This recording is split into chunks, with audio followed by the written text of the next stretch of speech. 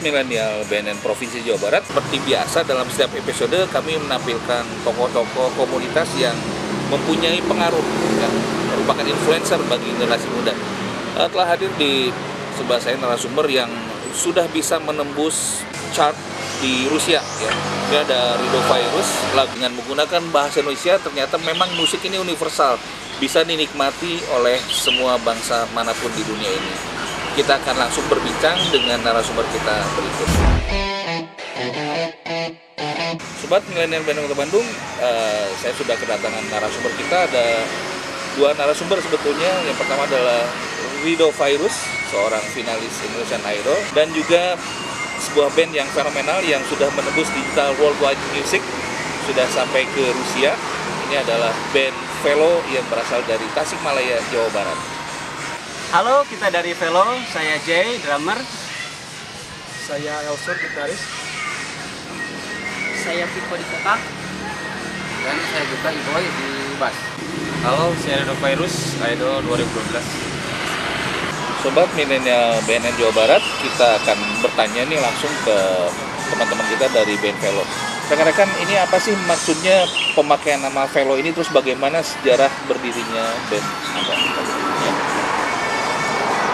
Ya, untuk nama Velo sendiri sebenarnya itu kita ambil dari teknik numerologi, yang artinya itu dari huruf V itu angka ke-22, huruf E angka ke-5, huruf L angka ke-12, dan huruf O angka ke-15.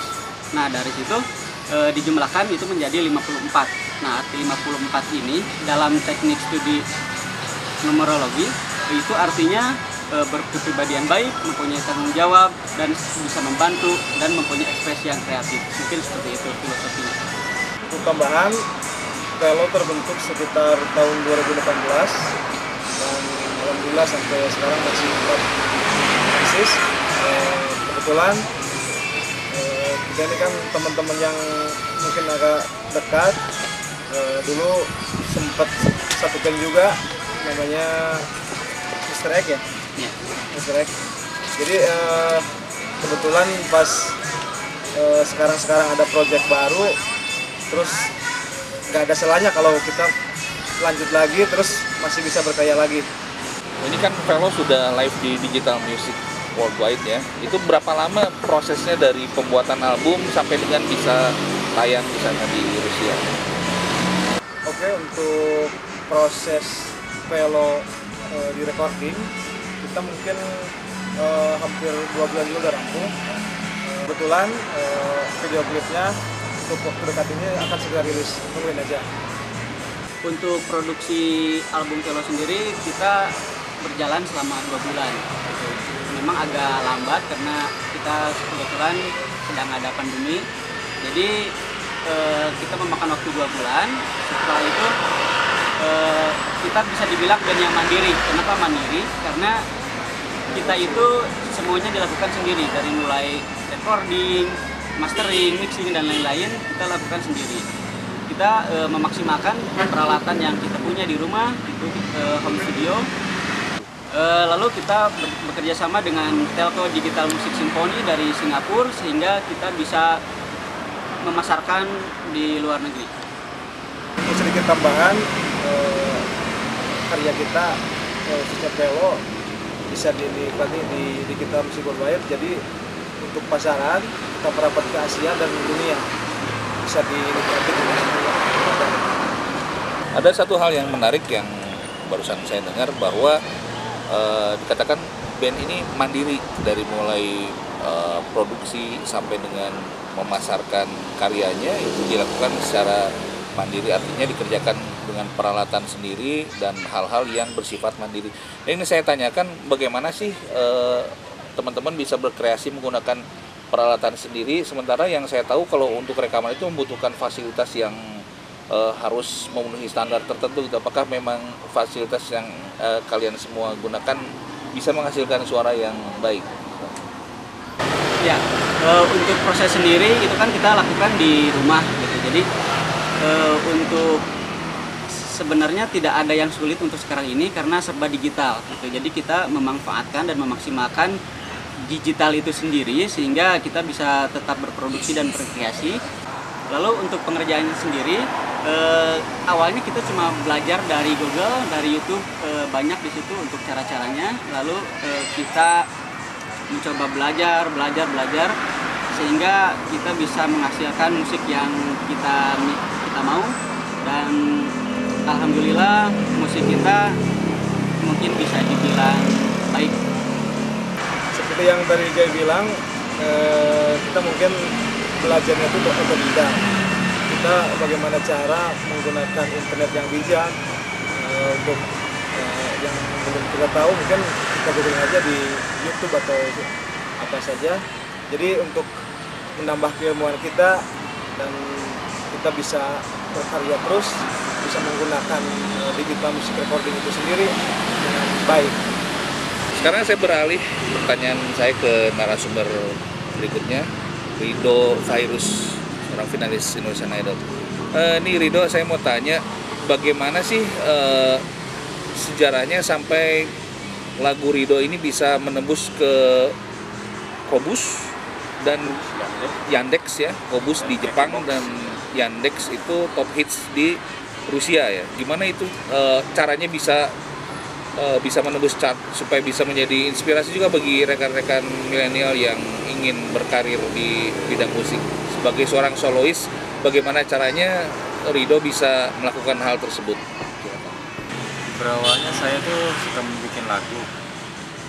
Terus saya ada teman yang bisa membuat musik, yaitu dari Velo Band, dan kita saling bantu sekarang.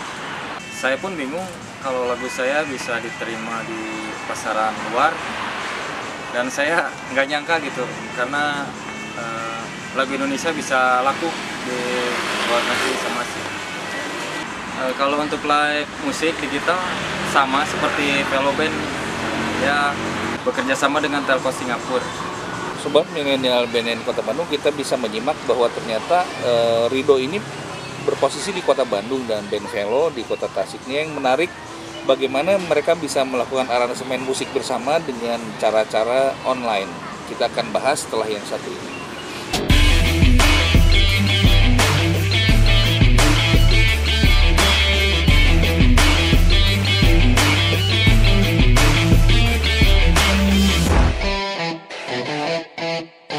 Untuk kerjasamanya mungkin kita sama Rido, kita kan seperti saya bilang tadi menggunakan internet bijak. Itu kan kita bisa menggunakan aransemen online. Jadi gini ceritanya, Rido bikin guide vokal, terus pakai metronom, terus kirim ke kita via Google Drive. Nah di situ untuk aransemennya sendiri kita bikinin di rumah pakai alat yang seadanya.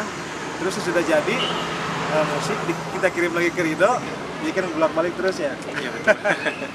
Terus untuk take vokal yang terakhir mungkin Rido masuk take vokalnya setelah aransemen kita yang dari Tasikmalaya menuju ke Bandung udah jadi gitu. Sobat milenial BNN Kota Bandung, kita bisa dengar barusan bahwasannya dengan kemauan dan dengan ikat untuk berkarya, kita bisa mengalahkan semua batasan ruang dan waktu. Dengan fasilitas yang seadanya tetap kita bisa berkreasi. Nah, yang ingin saya minta sekarang dari rekan-rekan band Velo dan dari Rido, tips-tips apa yang selama ini mereka lakukan yang mungkin juga bisa memberikan pengaruh bagi rekan-rekan secara positif tentunya. Apa saja yang bisa dilakukan untuk bisa melakukan pencapaian seperti yang mereka capai selama ini? Saya persilakan, silakan Rido. Ya, bagi saya yang jelas itu nomor satu harus hidup sehat, karena kalau nggak sehat nggak akan bisa. Kita jauhi narkoba dan mulainya dengan Bismillah, insya Allah pasti lancar, karena kerja keras tidak akan mengkhianati hasil. Harus selalu sabar dan selalu berkarya. Pesan-pesannya buat adik-adik saya yang baru mulai atau yang sudah terjun dari dulu, jangan pernah putus harapan atau apa. Terus selalu berkarya dalam karyanya, jangan pernah ini, terutama untuk komposer, berkaryalah sebanyak mungkin, jangan pernah bosan, karena itu suatu saat bisa jadi tabungan kita di masa depan dan untuk anak cucu kita. Itu aja. Satu hal yang menarik lagi adalah tentang bagaimana caranya mengkonversi karya menjadi sebuah nilai mata uang ya. Kita lihat bahwa karya ini sudah menembus ke luar Indonesia, tentunya yang saya pikirkan akan mendapatkan penghargaan dalam bentuk materi. Nah, ini yang ingin saya pertanyakan, bagaimana caranya sebuah band di Indonesia bisa menembus chart di luar negeri dan kemudian akan ada feedback berupa penghargaan berupa materi. Bagaimana caranya karya ini bisa menjadikan sebuah sumber income bagi musisi seperti band Velo ini? Mungkin untuk penghasilan kita sebagai musisi ada 3 hal.